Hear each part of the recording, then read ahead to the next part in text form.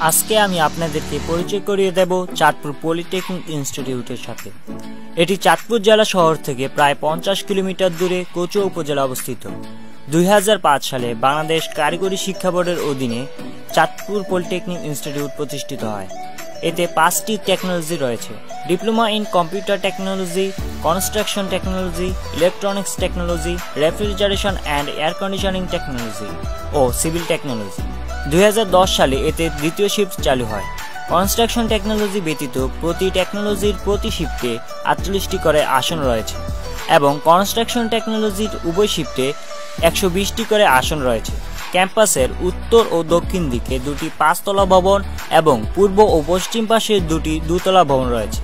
ছাত্রদের নামাজের জন্য রয়েছে চাঁদপুর পলিটেকনিক ইনস্টিটিউট জামে মসজিদ এবং শিক্ষকদের থাকার জন্য 2টি সরকারি কোয়ার্টার রয়েছে।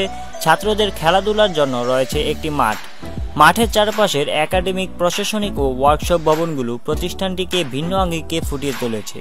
এই প্রতিষ্ঠান সম্পর্কিত আপনার কোনো প্রশ্ন থাকলে কমেন্ট করে জানান।